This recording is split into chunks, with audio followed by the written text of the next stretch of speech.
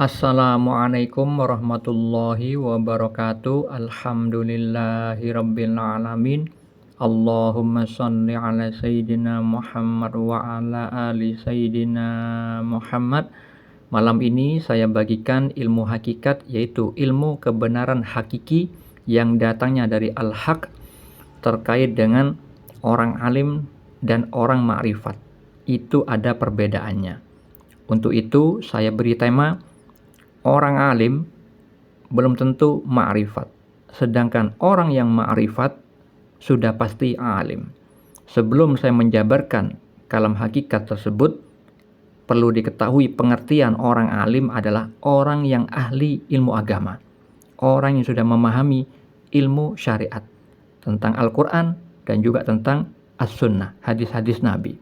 Sedangkan orang yang ma'rifat adalah orang yang mengenal Allah, orang yang mendapat kedudukan sebagai arif billah, atau orang yang mengenal Allah karena rahmat Allah, karena bertakwa kepada Allah Subhanahu wa taala yang niatnya lillahi taala.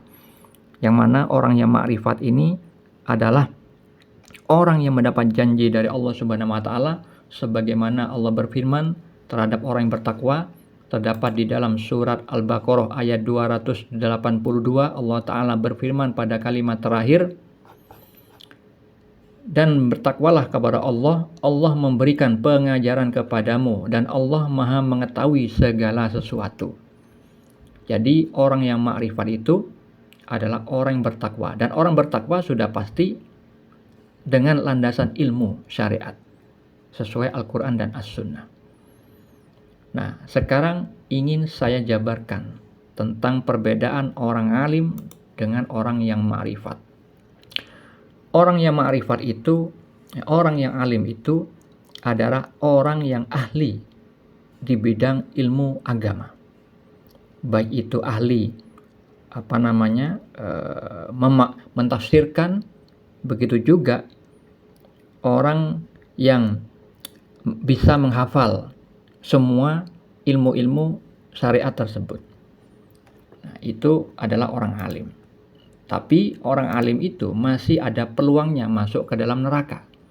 Karena dengan kealiman itu, dengan hafalan ilmu yang sudah dipelajari itu, belum tentu dia melakukan ketakwaan sebagaimana ilmu yang sudah dipahaminya. Untuk mengetahui kebenaran hakiki atas apa yang saya sampaikan, tentunya harus menyebutkan dalil-dalil sebagai tolok ukur kebenarannya. Kita baca di dalam hadis riwayat Muslim. Rasulullah SAW bersabda tentang orang-orang yang beramal. Hadis ini agak panjang, cuman saya baca bab orang alim saja yang masuk ke dalam neraka. Di dalam hadis tersebut, pada pertengahan kalimatnya disebutkan, berikutnya orang yang diadili adalah seorang yang menuntut ilmu, yang menuntut ilmu dan mengajarkannya serta membaca Al-Quran. Ia didatangkan dan diperlihatkan kepadanya kenikmatan-kenikmatannya, maka ia pun mengakuinya. Kemudian Allah menanyakannya, amal apakah yang telah engkau lakukan dengan kenikmatan-kenikmatan itu? Ia menjawab, aku menuntut ilmu dan mengajarkannya, serta aku membaca Al-Quran hanyalah karena engkau. Allah berkata, engkau dusta. Engkau menuntut ilmu agar dikatakan seorang alim atau yang berilmu, dan engkau membaca Al-Quran supaya dikatakan sebagai seorang qori atau ahli dalam membaca Al-Quran. Memang begitulah yang dikatakan tentang dirimu. Kemudian diperintahkan malaikat agar menyeret atas mukanya dan melemparkannya ke dalam neraka. Jadi orang alim itu masuk neraka di dalam hadis tersebut. Karena apa? Mereka dengan ilmunya itu bukan berniat untuk beribadah kepada Allah, tapi ingin dipuji manusia, ingin disebut sebagai orang alim. Lahiriahnya beribadah, namun hatinya itu bermaksiat. Dia mempersekutukan Allah secara khafi, secara tersembunyi di dalam hatinya. Ilmunya itu malah ditujukan kepada dirinya sendiri. Melanggar surat Az-Zariyat ayat 56 bahwa Allah berfirman, tidaklah aku ciptakan jin dan manusia melainkan supaya beribadah kepadaku. Nah, orang alim yang di dalam hadis ini masuk neraka karena tidak mengikuti firman Allah dalam surah Az-Zariyat ayat 56. Dia beribadah untuk kepentingan dirinya sendiri, ingin dipuji manusia. Dia berbuat riya, ya, pamer. Kemudian dia ujub, bangga atas dirinya, ingin dipuji manusia. Nah, itulah orang alim. Ada peluangnya masuk neraka. Tidak bertakwa dengan kealimannya. Karena apa? Karena orang tersebut tidak mengetahui bahwa kealimannya itu adalah karunia dari Allah Subhanahu wa taala. Maka kita harus ingat sabda Nabi Muhammad di dalam hadis riwayat Al-Bukhari dan Muslim. Beliau bersabda, barang siapa yang Allah inginkan kebaikan padanya, Allah akan fakihkan ia dalam masalah agama ini.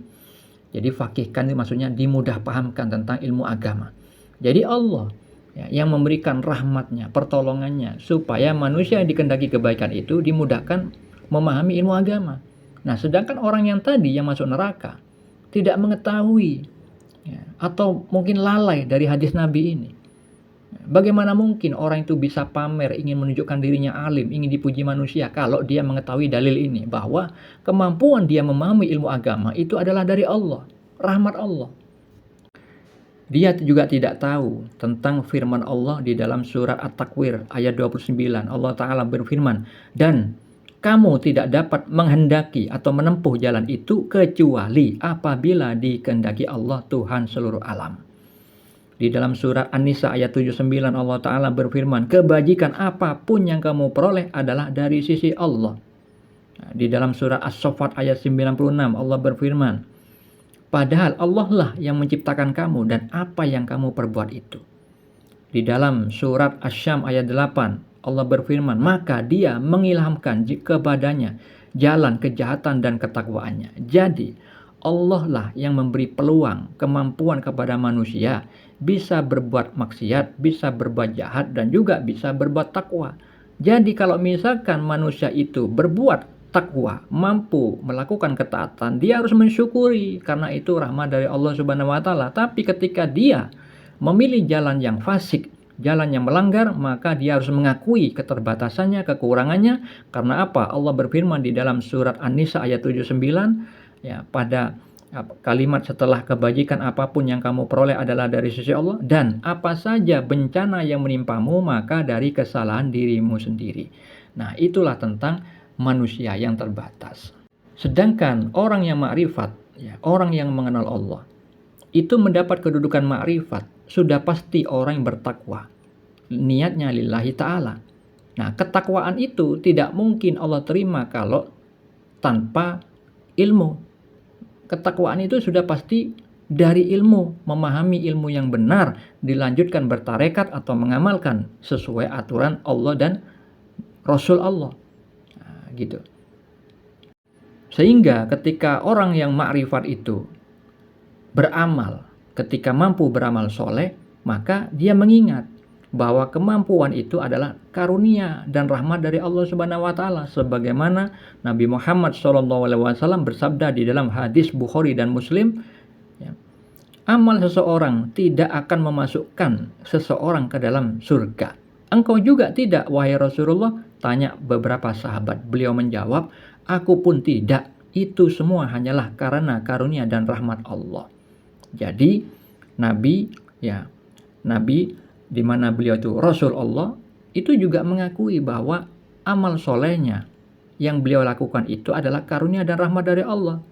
Ya, terkait dengan dalil-dalil yang tadi, surah At-Takwir 29, surah Asy-Syam ayat 8, As-Saffat ayat 96, An-Nisa 79. Ya, semua menyangkut itu. Dan terkait juga dengan sabda Nabi yang lain, di mana hadis agak panjang menceritakan tentang penciptaan manusia, di mana di dalam hadis Bukhari dan Muslim tersebut disebutkan ketika malaikat meniupkan padanya ruh, ya, dan diperintahkan untuk ditetapkan 4 perkara, yaitu rezekinya, ajalnya, amalnya, dan kecelakaan atau kebahagiaannya. Jadi amal di dalam hadis itu maksudnya adalah peluang berbuat dosa atau maksiat dan juga peluang berbuat takwa. Nah, itu sama senada maknanya dengan surah Asy-Syam ayat 8. Jadi orang makrifat itu sudah pasti alim, sudah pasti berilmu dan bertakwa dengan kealimannya, berbeda dengan orang alim yang ahli ilmu agama, belum tentu bertakwa, belum tentu makrifat. Semoga bermanfaat. Assalamualaikum warahmatullahi wabarakatuh.